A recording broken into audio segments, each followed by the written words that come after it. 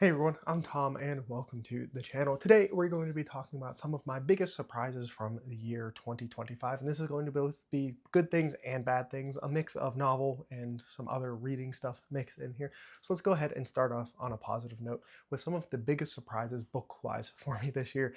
And a lot of these were books that I kind of went in expecting to maybe like or anything like that, and these became books that blew me away.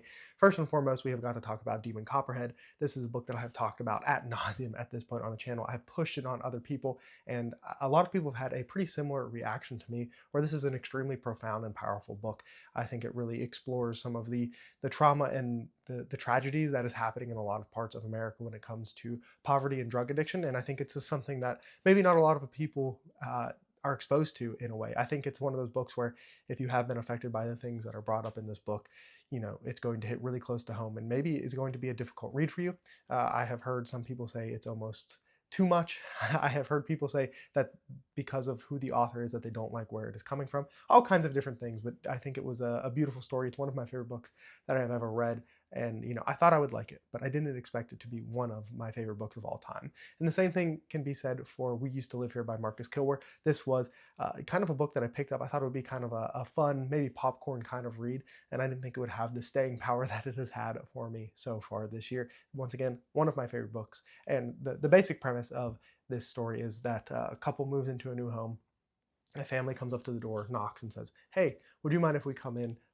I used to live here. I grew up here. This is the house that I grew up in." And the story really expands upon from there. And when I first heard the premise of that, I thought it was an interesting premise. It's something that I think if you have moved a lot, it's kind of an idea that, it would be kind of cool to go back to a house you used to live in a long time ago, maybe when you grew up in. And I am someone who has moved a lot. So it was just kind of an idea that stuck with me. And fortunately for me, it's a fantastic book. And it is a book that I always tell. This is one of those books that I do recommend to a lot of people, mostly because I think the ending is very divisive. There are people who I've recommended this to who feel like me. They really, really like this book. They really like the ending. They think it's very thought provoking that once the story ends, it's not really over. It has a lot for you to think about and digest and figure out what's going on and like how much is real. There's all these possibilities, all these things that you can kind of explore and think about. And then there are people who think that this book completely drops the ball in the second half, that the story meanders, that the story doesn't make any sense, and that the things that it's trying to connect and seem clever is not. Now, for me, like I said, I think it's an extremely clever book. I had an amazing time with it, and I'm very excited for the next book that this author has coming out here in 2026. And it just surprised me in a way that I don't think I was really ready for. Some other things that surprised me this year, this is more of a general kind of statement, but I read a lot of shorter fiction this year. Some of that was from Stephen King, and it's some of the best stuff that I read this year. And that's just an interesting thing for me because I'm normally not somebody who, tends towards shorter things. I'm somebody who, likes to get into a nice long series. The more books, the better. We're talking Wheel of Time, Sun Eater, these long, sprawling series. The Expanse would be another example. These books that, build out this world. You get really attached to these characters. And, Stephen King was able to kind of show me a different light. Janie Wertz with some of her short stories I read this year. Foster was another one that I just read really early on. And all of these are just examples of shorter fiction that really opened my eyes to, whoa, this can be good. This can be different. This doesn't have to be something that's a throwaway. It's something that can really tell a full and meaningful story. And it almost makes me want to read even more because I think authors don't have the page count to kind of dilly-dally around, to mess around. They really need to get to the point of their story, really tell you what's going on. And I really do think that a talented author is able to tell a full and complete story in less than 100 pages at this point. That doesn't mean I don't still like my really long series, my really long books. I still do. I still very much tend towards that. But this year has really opened my eyes to the ability of really talented authors when it comes to writing short fiction. And let's see, I would be remiss if I didn't talk about this is probably my biggest surprise of the year, and it has to be Fourth Wing. I read this with my fiance, and I really thought I was going to just absolutely hate Fourth Wing. I thought I was going to despise every second that I spent reading that book. And that's just not the case.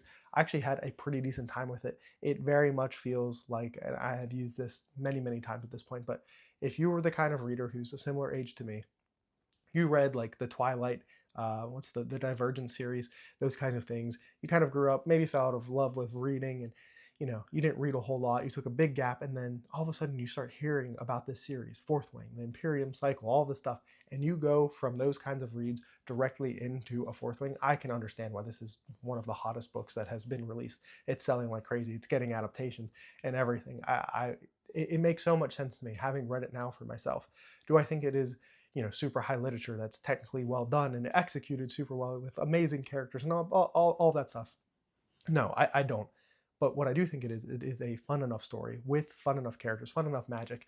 And honestly, it's just compelling. It's easy to get through. It does make you want to keep going. It does have a little bit of that thriller aspect to it where you start to get momentum towards something. And when that domino falls, it builds directly into the next thing over and over again.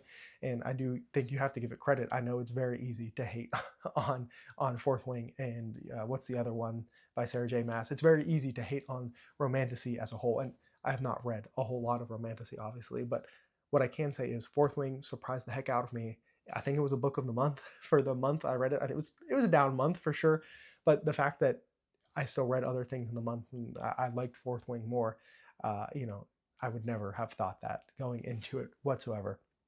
And so Fourth Wing, you know, if you haven't read it and you're just even curious about it, it's worth, because it's not a super hard read, to read it. If you're worried about the spicy stuff that happens in these books, I think it's all contained to like an individual chapter that you could legitimately like probably look up when it happens and skip it if you are very adverse to like that part of the story.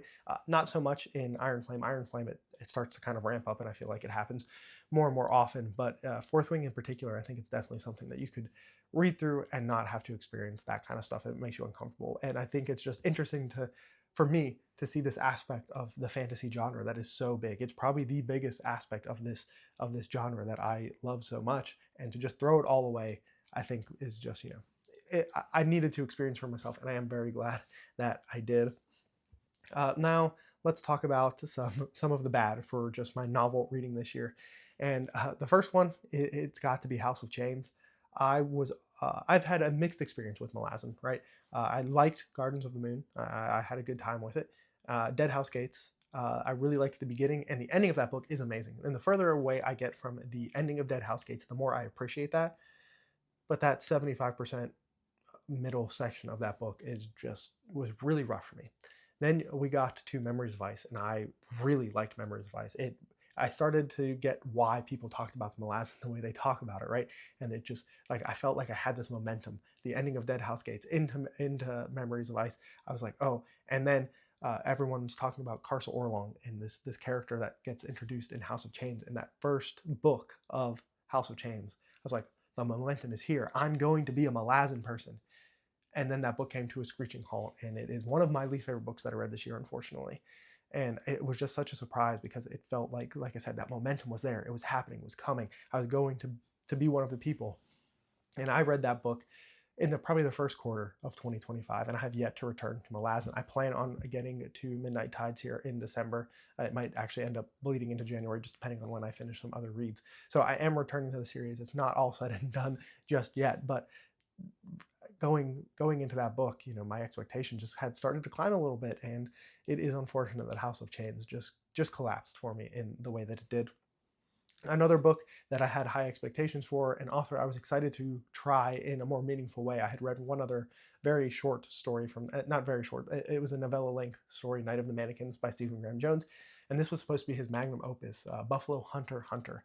And while I liked this book, I think I just expected to like it even more. The premise just sounded so intriguing, and it's really the latter section, maybe even the framing of this entire story. It was almost like it's one layer too deep. You're with a character who is reading a journal entry, but then also still experiencing a story inside of a story. It's somebody writing in a journal of a story somebody's telling them while somebody's reading that story. And there were just some difficulties I had with it in there. I do think that by the end of the story, it felt like it was supposed to be this deep, meaningful kind of like, are you guilty for the sins of your father? This trauma that it's supposed to be kind of building towards. And I felt like the ending of it just kind of got too silly for the kind of messaging it was having at the same time. And that was kind of the issue I had with it. And like I said, I still liked it. This was still a book that I thought was good.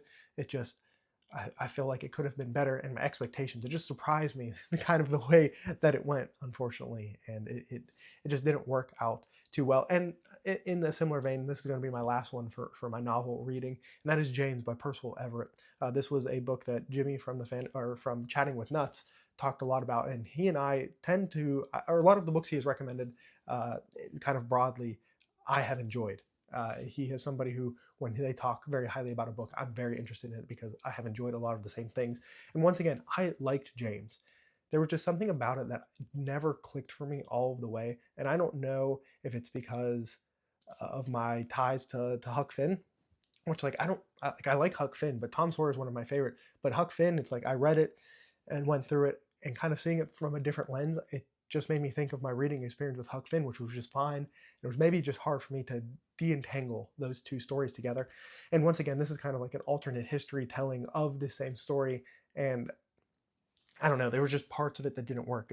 And it's one of those stories where when I think about it from like, if you told somebody to write a good book, the technical aspect, the actual writing, the structure of the story it's trying to tell, the meaningful message behind it, and all these things, it's like should be a 10 out of 10 story, right? And just for me, it just kind of missed the mark in a couple of different ways, which was unfortunate. I would actually really like to try some of Percival Everett's other stories because I really did like the writing. I think it was an interesting way, and like I said, there were so many things going for this story that I was surprised that it didn't work for me as well as it did, along with a pretty strong recommendation. So it's just one of those things where, not everything is going to work for everybody, unfortunately. So those are kind of the surprising things I have for just my novel reading. And now I have some just, I call these others. And so we'll start with the good. First up is got to be the comic book reading that I did this year. I have traditionally been a manga person, and not that I hadn't read comics in the past. I have a lot of New 52 stuff, and I've read, a lot of comic stuff. Superman, obviously, favorite superhero, but I really started to read it a little bit more in earnest this year. DC has the DC Compacts that really give you an easy way to read an entire story, and I'm just very happy with what happened there as far as my reading goes. On the flip side of that, and this is actually the only bad I have for this category, is just I didn't read a lot of manga, and that's so surprising to me because I was so in on manga for so long, and I don't know if it's because the series I was reading fell off, if my enjoyment in them just didn't, if there was just a combination of different things. Manga just wasn't clicking for me in 2025, even though I did start a couple series that I fell in love with, like Frieren. I fell in love with that story and just didn't read enough of it. And so many stories that I've been reading for so long, like Vinland Saga, I read the ending of it, but it didn't feel like satisfying, and so that was like another knock for it. And just so many different things just kind of made its way into just a lack of reading of manga, and yeah, which is disappointing, but comics kind of replaced it. So it was, I don't know, it worked out in the end, but it was just surprising. I think if you had told me at the start of 2025 that this is the direction my reading would go outside of novels, I just wouldn't think that was going to happen. And then we'll end the video off. This is some stuff that's kind of outside of reading, but it's just some surprising stuff that happened that is hugely positive. So firstly, we've got to talk about the gala that happened for Sun Eater this year. I wanted to catch up on it, and then lo and behold, they do this big gathering thing for Sun Eater, this gala, and I got to meet so many people that I've talked to here on BookTube and everything. And that, I mean, that is just going to be a highlight of year, a highlight for probably ever. It's just going to be one of those things that in 15 years from now, I'm going to see Shadows Upon Time sitting on my shelf, and I'm just going to be like, yeah, that awesome event where I got to meet awesome people and just crazy things happened, and stories that I will be able to tell forever basically came out of that. And that was just, a huge positive and just like a shining beacon for this year of like just awesomeness and just a great time and all of that fun stuff. In a similar vein, the fantasy booktube, the fantasy football booktube league I'm in. Nobody wants to hear about your fantasy football league, but it has been very fun getting to know even more people. There are some people I already knew who are in it, and it was just fun to do that. We have got to talk about, and this is the last one I have, but getting to go through the Wheel of Time with Jesse and Andrew over at It's Lit Book Reviews. Once again, another huge highlight. Getting to talk about my favorite fantasy series of all time with some of my favorite people here on BookTube, and just like it's funny because obviously we record the video. They're somewhere around an hour long, but I will be in a call with them for a couple hours, and we'll just be talking, and it is always a highlight. I super enjoy getting to do that, And so those are just, some of the good, the bad, the surprising things that have happened so far or here in totality in 2025. I'd love to know some of the great things that happened to you, any really surprising reads, anything that really disappointed you, any of that fun stuff down below in the comments, or you can always hit me up in the Discord that is linked in the description. But that's all for me. And as always, remember to read what you want when you want.